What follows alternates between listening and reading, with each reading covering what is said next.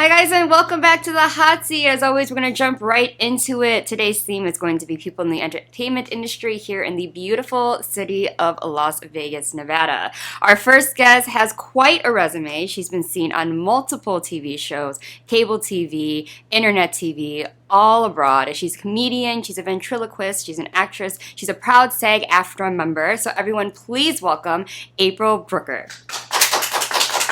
Hello! Air hugs.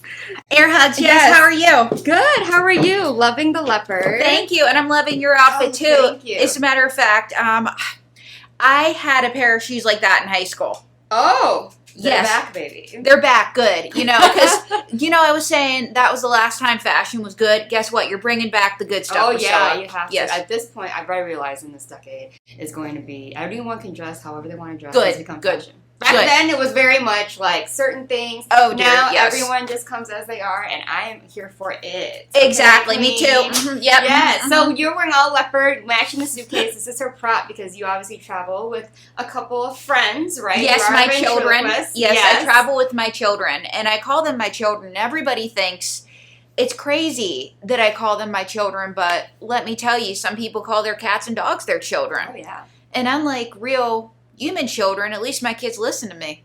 That's good. You can control the narrative, right? Yeah, and it's just always been that way. It's been us against the world because Priscilla, a number of years ago, I was engaged to somebody that wasn't very nice. Mm-hmm. And he made me choose between me and the puppets. I chose him because I thought, well, I want to be a ventriloquist. That's a pipe dream. But you know what? After several unhappy months, I went in, I looked under my bed, I saw my puppets collecting dust, and I cried. And I took them out. And May, who you're going to meet later, we walk into the kitchen, we see my now former fiance, and we told him it was over. And I chose my puppets. And so the Daily Mail UK did a story on me after hearing this. And the story went viral from England to Iceland to Italy, then from Russia to China to India, then from Singapore to Australia to Indonesia, then from Ghana to Nigeria to Kenya, then from Colombia to Brazil to Guatemala. And that's right, I'm a celebrity in Guatemala, whatever that means. And the headline read as follows: ventriloquist who splashes out 20 grand a year on her puppets that even have their own bedroom dumps her fiance after he says it's them or me. Folks, I thought I was doing all right, but boy was I wrong. So I'm not looking for Mr. Right. I'm just desperately seeking Mr. Okay. Do you know anybody? Yeah, literally, I am proud of you for that, though. Thank you. Because one, if you were unhappy, you chose kind of yourself and Thank your you. happiness and your goals over Thank that. you. And obviously, it's made you soar across the globe. Thank you. So, I mean, here you are. And at the end of the day, Mr. Okay, so as you say, will come and he will understand that you're a hustling, you're a career-driven woman. Yes. And everything like that. So let's go back to the beginning. So you have been on everything from My Strange Addiction to Entertainment Tonight to a bunch of Vegas podcasts and interviews and TV shows talking about you, and you have such an exciting personality. It's so different. It's amazing. It's great for what you do, though. As Thank a performer. you. And at a Vegas local, you kind of need that to kind of stand out amongst all the big male performers, magicians. Yes. So tell me the start of how this became a thing. Well, Priscilla, I'm from right outside of Pittsburgh. That's why I talk the way I do. I talk like a yinzer. And if it's one thing that's big in Pittsburgh, it's football. Okay? Mm-hmm. And I grew up without cable. And my mother dressed me. I wasn't allowed to talk to boys. So I wasn't just bullied. I practically had a bullseye tattooed on me. Because those things make you so popular with your friends. So anyway, I had no cable. But my brother was going to play football. And my dad wanted the sports channel. So he calls the cable company. I only want one channel. But Mr. Brucker, you got to get 30. But I only want one.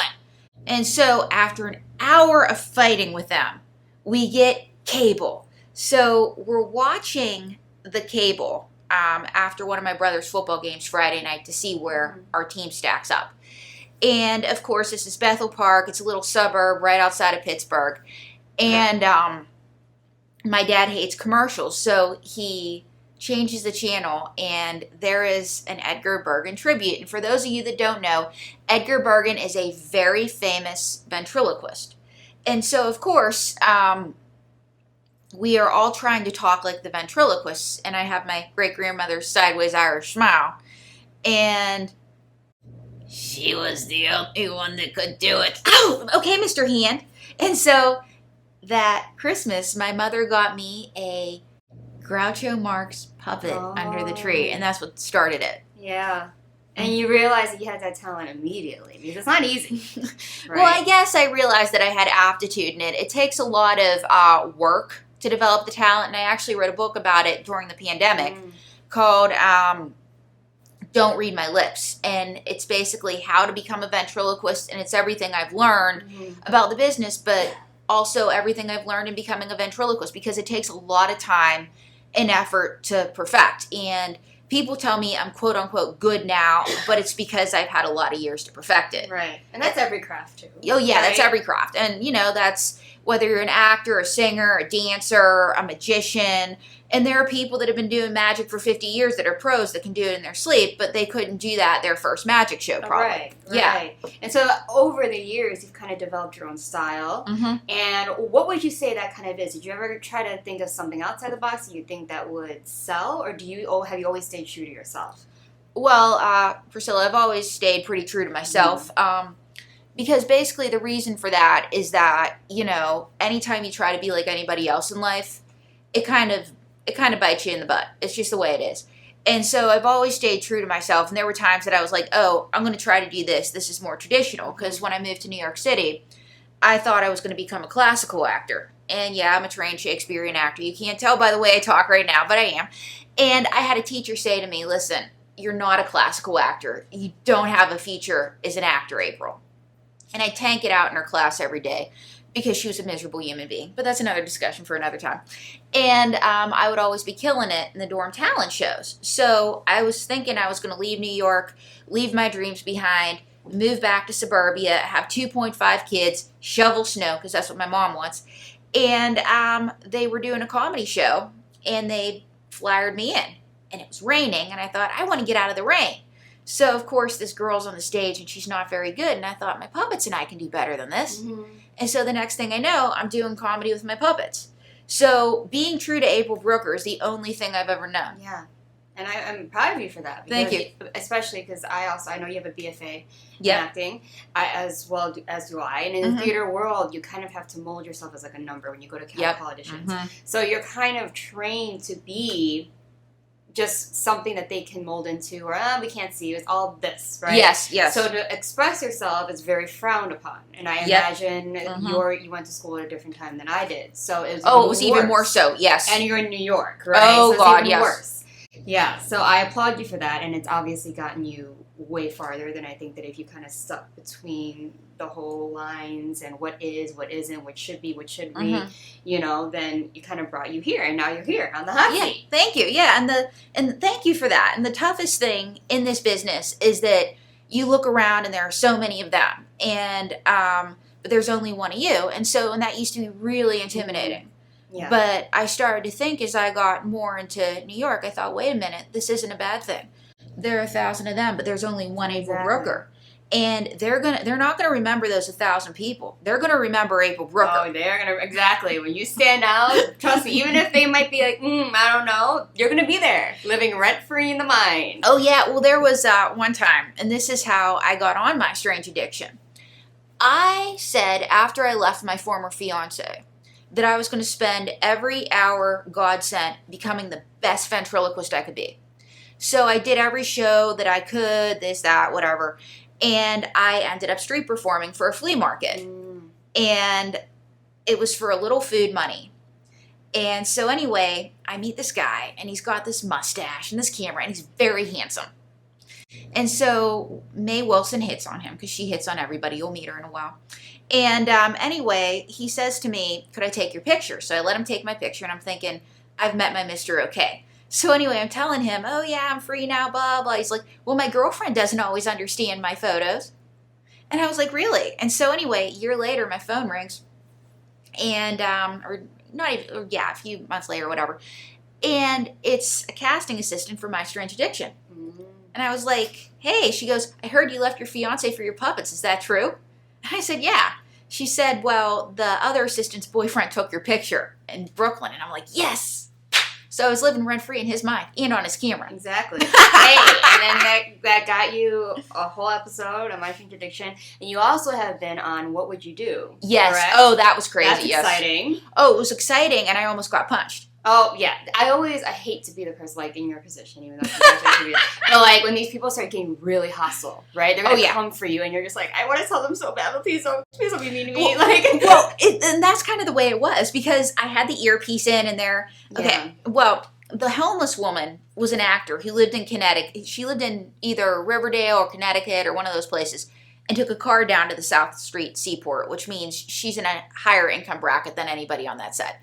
So, but she's acting, we're all there, and so I'm ripping into her with May, and May's saying, hey, homeless woman, smell you later, and all of a sudden this guy who's been working the door, he's smoking a cigarette, he looks like he's in a bad mood, and he's one of these doormen, and he goes, stop making fun of the homeless woman, and in my ear they're like, tell him it's not me, it's her, and so he's like, well, when the cops come, they're going to arrest the both of you, and so all of a sudden I'm looking around, and they come out, and they're like, we're with What Would You Do?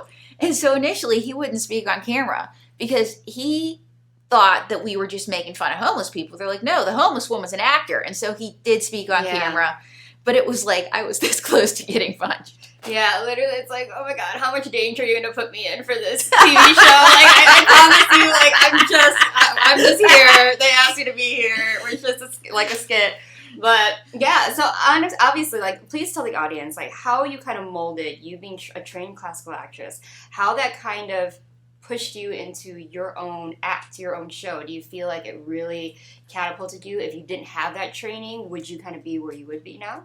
Well, I think that training has made all the difference because it helps me mold my characters. Mm-hmm. It helps me give them a why.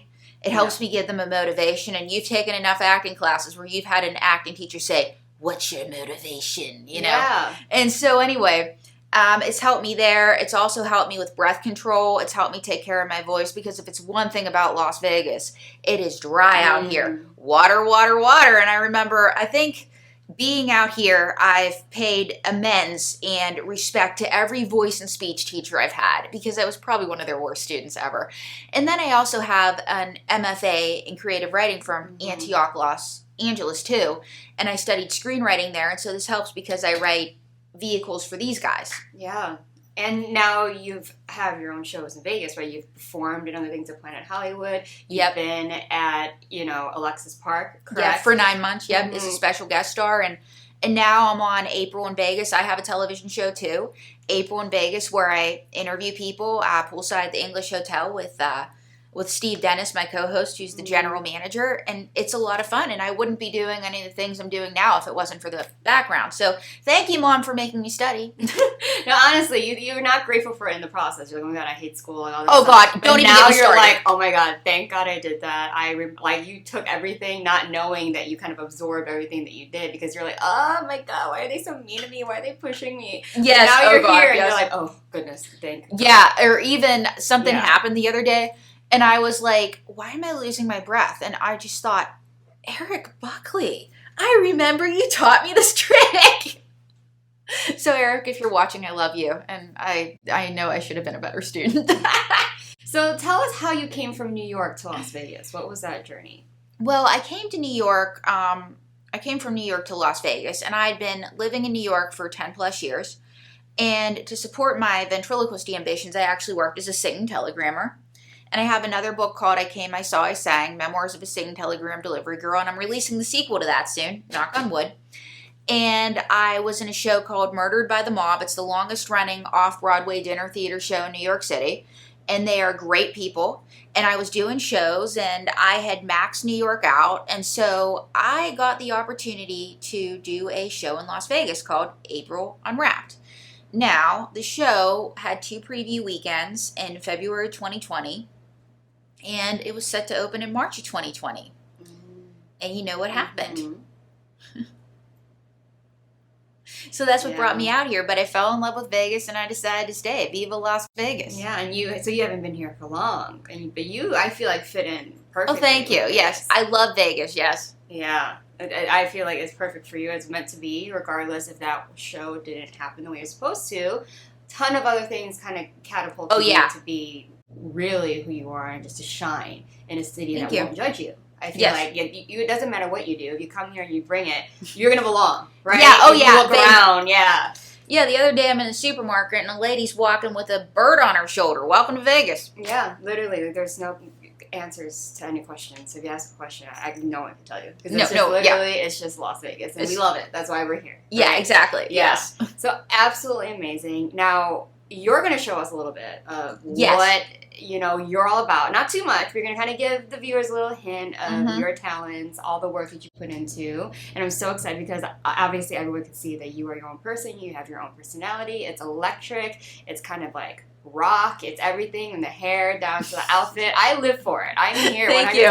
So I can't wait to meet your friends. But also, I do ask this one question to all of my guests because it kind of sums up them as a person, and I love hearing the answer because it sums up the whole interview, right? We can sit here talking for 20 minutes, but this one answer to the question really just tells people who you are and how authentic and genuine you are.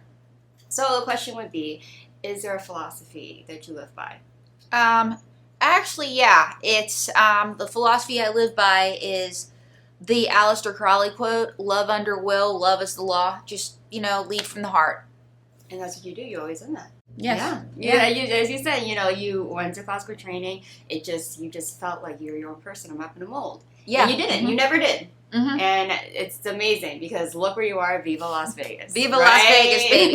Miss April. Yeah, exactly. And it's like, and I love it here, and I love the sunshine. What's not to like? What's not to like? So, where can people find you, social media-wise? I mean, obviously, her IMDb page is going to have a lot of information. She has reels, she has videos of all of her work, of TV appearances, interviews, etc. But as far as social media, which I'm pretty sure you're very prevalent on, if you could tell the audience where to find you. You can find me on Instagram under the April Brucker. You can find me on Twitter under April Brucker. You can find me on YouTube under April Brucker Comedy. You can find me on TikTok under April Brucker, and you can find me just about anywhere under April Brucker. I know. It's like, that's my name, folks. Yeah. Love it. It's a brand. We're here for it. And I know, you do have your TV show, but are you also performing anywhere where people can come see you live? Well, I have a residency in the works called Dummies After Dark. So watch for it, folks. Keep an eye out. Amazing. So I can't wait. Yeah, we're before it. We're going to have her kind of give you a little taste. And then I hope to have you back after that kind of premieres. Yes. Everyone can go see you, and then we can just have you come right back. I'm going to jump right into what your residency is about. So I can't wait for that day. Really, really, really proud of your success and love seeing what you've done and how it's kind of catapulted you. A true inspiration to people who are out there feeling like they don't belong in any place and think that they can't do what they want to do. So you are the prime example of that. Thank you. A woman of fire. She's here. So when we come back, she is going to give you a little performance of what to expect from her talents, her upcoming residency, and just her in general, and what you could probably learn from her with her hosting experience and her TV show. Just everything April Brucker. Yes, going to come to you after the break, so make sure you don't go anywhere because we want to meet the friends that she chose for this fiance. We need to meet them. Because obviously they got to be something. Yes. I see clips and they are something, but I want to see in person. In person's different, okay? We have to have it here. So luckily we have it live in studio before anybody else can see her residency, but especially for you guys, viewers at the hot seat, and all of us here in production. So we're super excited, but they're clearly on number one in her life, as they should be, because they're not going to leave. They love her just as much. It's unconditional. It's unconditional, baby. Yeah, so everyone, April Brucker, she's not going yet, so don't go anywhere. She's going to come right back here and do her little thing with her friends. So we can't wait. All right, see you after the break, guys. This show is brought to you by Michelle Kubiak. If you want to buy or sell a home, call Michelle, 702-683-6576.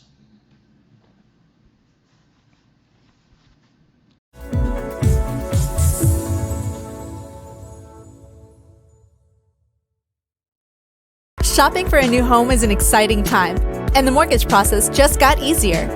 New American Funding's all-digital mortgage application takes all the hassle out of applying for a mortgage. Simply put in your information and we do the rest. Safely and securely verify your income, assets, and tax information electronically, Plus, you get access to track the progress of your application anytime, anywhere. Less questions, less paperwork, less hassle, and instant access. Ready to start shopping for your new home? Let's get started.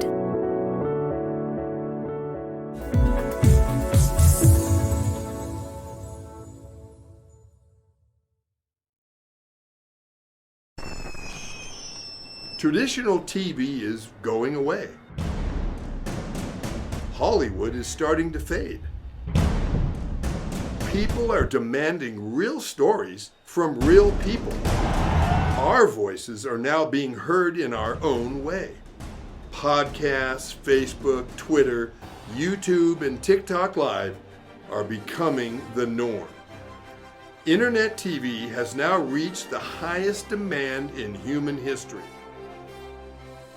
Social media shows is now the new media of the century.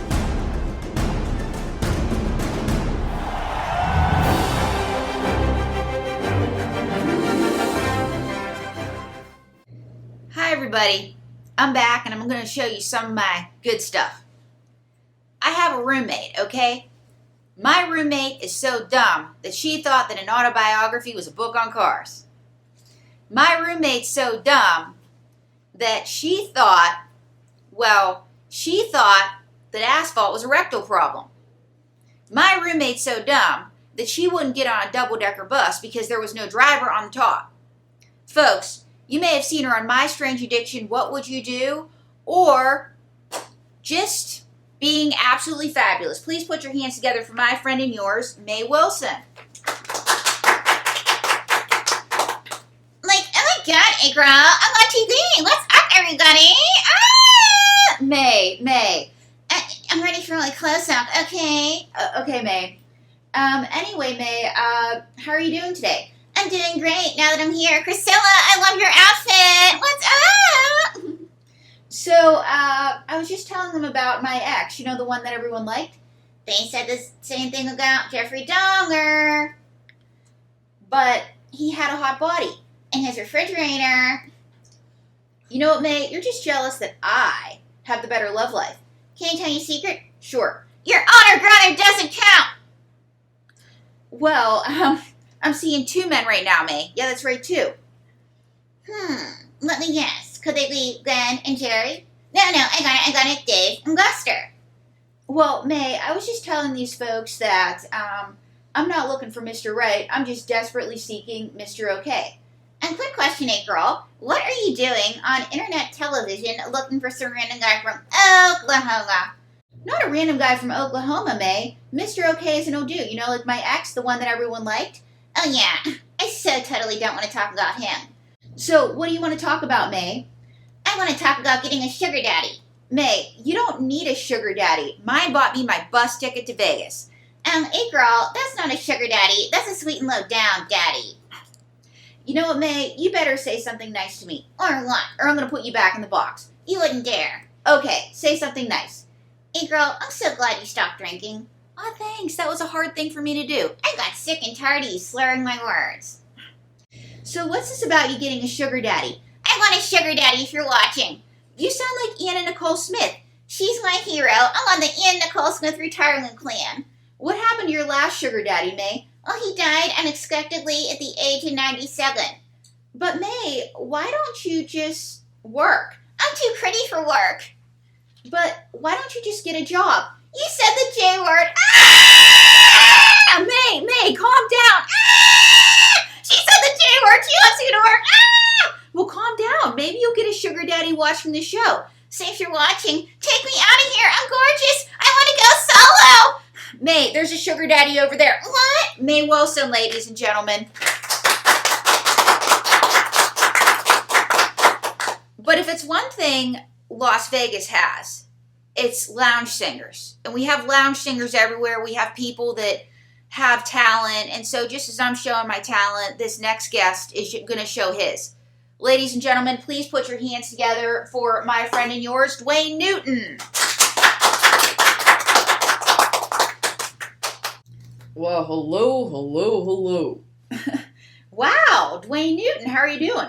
I'm doing very good. Dwayne Newton at your service. How are you doing, Priscilla? Good. I'm doing better now that I'm on your show. So, you look like somebody, but you're not.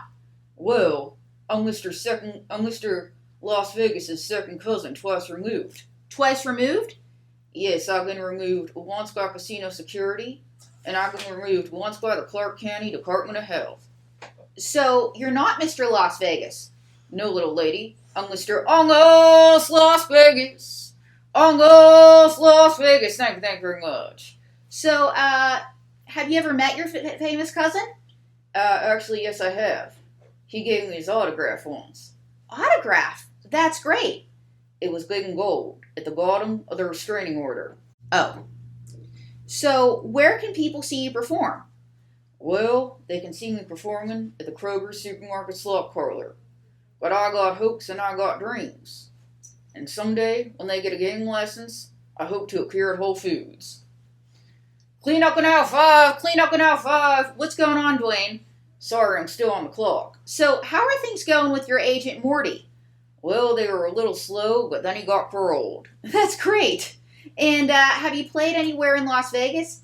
Yes, I played at the El Cortez. The El Cortez, that's a great Las Vegas property. No, it's the El Cortez Cantina in Guadalajara. But Dwayne, do you have anything to say? Well, little lady, I just want to get down to brass tacks. I want to be your Mr. OK. Dwayne, how do I say this? You're not my type. Well, I have a house, a job, and a car. A house, a job, and a car? I might never get an offer like this again. I live in my car, and I work for Grubhub. Oh. So, what do you want to do? Well, I want to sing a song. Here goes. Dankeschön, darling, Dankeschön. Thank you to Priscilla for having us on again. Though we go on our separate ways, still the memory stays for always. My heart says Dankeschön, Dankeschön. Watch Priscilla, Dankeschön. Thank you for having me on again. Clean up in aisle 5. Though we go on our separate ways, still the memory stays for always. My heart says Dankeschön, Dankeschön. Thank you very much. Oh my goodness. I don't know what to say about that. But everyone, I hope you guys enjoy. Thank you to you. April, and then most importantly, thank you to May and Dwayne, because they're the stars of this show, obviously. And they both want to say a proper goodbye to you. Oh, yes. Okay.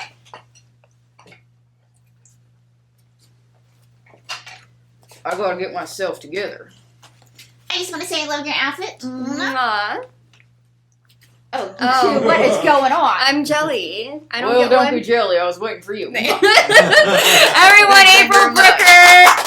Make sure to check out all of her social media and look out for her upcoming residency, which will be well deserved. She is one of a kind ventriloquist here in the city of Las Vegas, the city of entertainment, with her friends May and Dwayne. Now we all know why she chose them over the fiance. I mean, how could you not? Well, how could you not? But I want to choose you. What are you doing later?